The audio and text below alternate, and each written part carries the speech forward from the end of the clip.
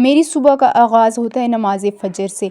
मैं मतलब कुछ भी हो जाए, अपने जो दिन का आगाज़ होता है वो नमाज़ फ़जर से करती हूँ और साथ-साथ अपने बच्चों को भी उठा देती हूँ। मेरी बेटी है, कभी उसका मूड होता है नमाज़ पढ़ लेती है, छोटी-सी अभी 4 साल की, कभी नहीं होता तो फिर वो नहीं पढ़ती। तो उसके साथ नमाज़ फ़जर के बाद मैं अपने दिन का आगाज़ करती हूँ सुबह के नाश्ते से। सुबह का नाश्ता यहाँ पे मैं बना रही थी, एज़ यू नो दैट कि हमारे यहाँ गैस नहीं है, हमारा बिल्कुल बैकवर्ड पहाड़ी एरिया, हम लोग आग जलाते हैं। तो यहाँ रात की कुछ बची हुई रोटियां थी जिस पे मैंने अपनी बेटी को घी लगा के इस तरह से पानी पे डिप करके, जब बंदा घी लगाते हैं ना, ऑफ माय गॉड, इतने टेस्टी, मुझे तो बहुत मज़े की लगती हैं। और कौन कौन इस तरह से करता है, रात की बची हुई नान या रोटी के ऊपर घी लगा के कौन यूज़ करता है?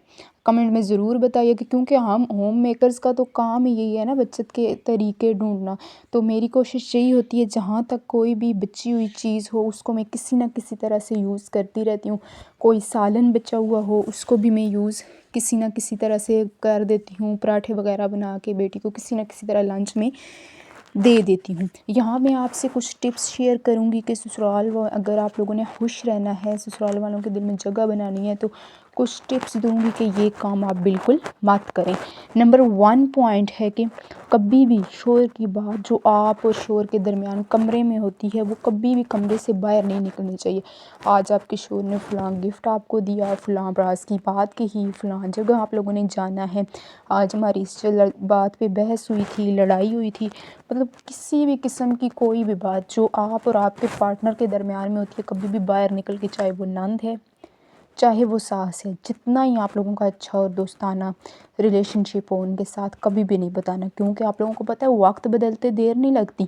आज वो आपकी दोस्त हैं, कल वो आपकी दुश्मन भी हो सकती हैं। वो आपकी इन्हीं वीकनेस का फ़ायदा उठाएंगी, जिस पे आप और आपका हस्बैंड का आपस में झगड़ा होता है ना, वो फिर कोशिश करेंगी कि बार बार वही सब चीज़ें करें, ताकि आप लोगों की कमज़ोरी का फ़ायदा उठाएंगी और आपके बार बार झगड़े करवाएंगी। तो ऐसी कंडीशन में आप लोगों ने अपने गुस्से पे कंट्रोल करना है। मतलब अगर आपको कभी अपने हस्बैंड पे गुस्सा आया हुआ भी है, तो कुछ अपने कामों पे लग जाएं, बाहर निकल जाएं आउटिंग पे, चहलकदमी के लिए। तो जब आपका गुस्सा ठंडा हो तो फिर इस तरह से, या आप बिल्कुल जो है खामोश रहें। क्योंकि आप और आपके हस्बैंड के दरमियान जो भी गलतफ़हमियाँ, जो भी झगड़े हैं, वो तो मतलब सॉल्व हो जाएंगे, लेकिन जो आप लोगों की वीकनेस है, जो आपके ससुराल वालों को पता चल जाएगी, वो आपका वक्त ब वक्त फ़ायदा उठाएंगे और मतलब आपकी इस वीकनेस को आपके लिए आइंदा आने वाले वक्त में परेशानी बन सकती है।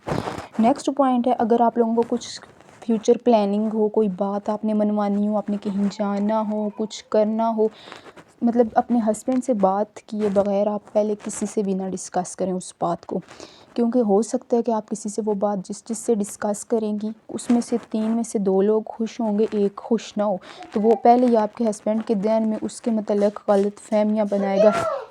आपकी कोई भी बात मनवानी हो तो आपको डायरेक्ट जो बात करनी है ना, आपने हस्बैंड से करनी है। आप आहिस्ता आहिस्ता उसके बारे में उससे बात करती रहें। जैसे आपने कोई जॉब करने का इरादा है, तो डायरेक्ट उसको कभी भी ये मत कहें कि मैं तो जॉब करती हूँ, मैं ये करती हूँ, वो करती हूँ। मतलब आहिस्ता आहिस्ता उसको समझाने की कोशिश करें कि जैसे महंगाई बहुत हो गई है, अब मानो गुजारा नहीं होता, मैं चाहती हूँ कि मैं भी आपके घर के हालात में आपकी मदद करूँ। तो ये इस तरह से उसके माइंड को तैयार करना है आहिस्ता आहिस्ता, पहले से जो आप काम करना चाहती हैं। तो फिर जब उसका माइंड तैयार हो जाएगा, वो आपकी बात सुनेगा, तो बिल्कुल एंड पे जब वो काम हो गया हो या होने वाला हो, तब आप लोग बाकी लोगों से डिस्कस करें। जब आप पहले ही सबको बता देती हैं तो उसका नुकसान आपको झेलना पड़ता है। वो लोग पहले ही मतलब हो सकता है कोई एक ही खुश होगा ना, बाकी वो पहले ही आपके हस्बैंड के दिमाग में उसके बारे में बुरी बुरी बातें हैं कि नहीं ये तो अच्छा नहीं है, ये वैसे ये बाहर जाएगी, ये होगा। तो मतलब कोई भी काम होने से पहले उसका डंडोरा मत पीटें। ये 2 पॉइंट आज की वीडियो में बहुत ही इम्पॉर्टेंट है, इसको आप लोगों ने लागू करना है। और यहाँ पे मेरा नाश्ता रेडी हो गया था तकरीबन, और मेरी बेटी ने ज़िद की थी मुझे साथ आलू बना के दे, मैं साथ लंच में भी लेके जाऊँगी। तो आलू यहाँ पे बन रहे थे, जैसे जैसे मैंने साथ उसको रेडी कर दिया था स्कूल के लिए। इसी तरह से आप भी जो हाउसवाइफ मुझे देख रही है, कोई ना कोई टिप्स अपनी अज़दवाजी ज़िंदगी से मतलब कि किस तरह से आप अपने रिलेशन को मज़बूत बना रही हैं, कौन सी टिप्स ऐसी हैं जो आप यूज़ करके अपनी ज़िंदगी में अपने रिलेशन को मज़बूत से मज़बूत करती जा रही हैं, ज़रूर कमेंट में बताइएगा। अगर आपको मेरी वीडियोस अच्छी लगी और आप मेरे चैनल पर नए हैं, तो प्लीज़ मेरी वीडियोस को लाइक, चैनल को सब्सक्राइब और वीडियोस को शेयर ज़्यादा से ज़्यादा कीजिएगा। और आज की वीडियो को लास्ट तक देखिएगा, क्योंकि आज की वीडियो में मैं आपको बताऊंगी कि किस तरह से मेरे जो फर्नीचर है ना, उसमें मेरी टेबल्स जो हैं वो शीशे की हैं, उस पे कांच लगा हुआ है, तो कांच को मुझे लगता है साफ़ रखना बहुत मुश्किल होता है। तो मैं हर हफ़्ते में इनको एक बार जो है ज़रूर डीप क्लीन करती हूँ, और वैसे जो है ऊपर डस्टिंग वगैरह इसकी करती रहती हूँ। तो आज मैंने सोचा कि क्यों ना इसकी डीप क्लीनिंग की जाए, क्योंकि बहुत ज़्यादा डस्ट, मिरर जो है ज़रा से भी गंदे हो ना बहुत बुरे लगते हैं। तो यहाँ पे मैंने पानी में नमक डाला, चम्मच एक नमक, और उसके बाद मैंने सर्फ़ ऐड किया। हल्का सा नीम गर्म पानी था, उसमें मैंने सर्फ़ ऐड किया। कोई भी जो कपड़ा मतलब होना साफ़ चाहिए, कोई भी राह कपड़ा मैंने लिया, उस सर्फ़ वाले महलूल जो बना हुआ था उसमें डिप करके मैंने सारी टेबल का जो मिरर था उसको अच्छा से मैंने वो उस महलूल के साथ जो है ना साफ़ कर लिया था। मैं कितने अच्छे से इस महलूल के साथ, मतलब टेबल चमक गई थी ना, हमें लास्ट पे देखिएगा बहुत ही प्यारी लगती हैं टेबल। लेकिन यहाँ पे गांव है, हिली एरियाज़ है, डस्ट बहुत होती है, तो हर दूसरे दिन हशर नशर हो जाते हैं इन सारे शीशों का।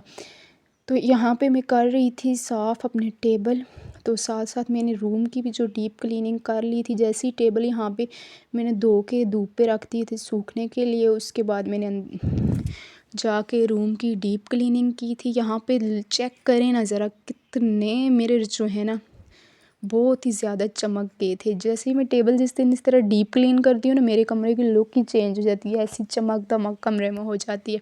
लगते तो बहुत प्यारे हैं जब साफ़ होते हैं, लेकिन इनको साफ़ रखना बहुत मुश्किल है। खासकर छोटे बच्चों से इनको बचाना। जो मेरा बेटा है ना, अक्सर ध्यान ना दो ना ऊपर चढ़ने की कोशिश करता है। तो ये तो कांच है, तो इसका टूटने का डर भी बहुत होता है।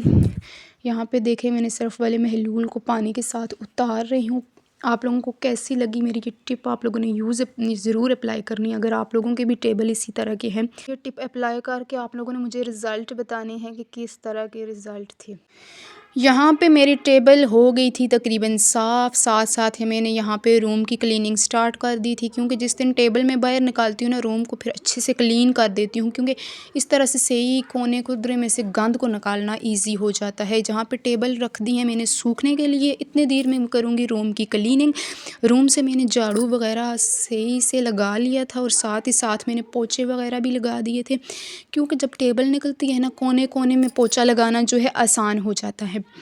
एक ही रूम है, और एक ही रूम को मुझे लगता है साफ़ रखना बहुत ही मुश्किल होता है, लेकिन फिर भी मैं बहुत कोशिश करती हूँ कि जो भी बखेरा बने मैं उसको साथ साथ समेटती हूँ। हालांकि मेरे छोटे बच्चे भी हैं, फिर भी कोई बाहर से आके कहे तो नहीं लगता कि ये छोटे बच्चों वाला कमरा है।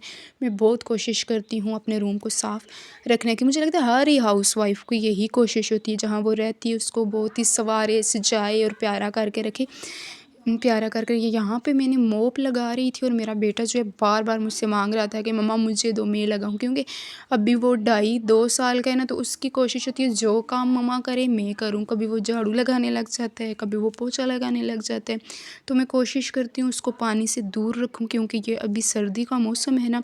यहाँ पे हो गई थी डीप क्लीनिंग, और टेबल मैंने अपनी जगह पे, ये चारपाई और ड्रेसिंग टेबल के दरमियान जो थोड़ी सी जगह है, यहाँ पे मैं अपने टेबल को अरेंज कर देती हूँ, और ऊपर जो है बच्ची के छोटे छोटे खिलौने रख देती हूँ।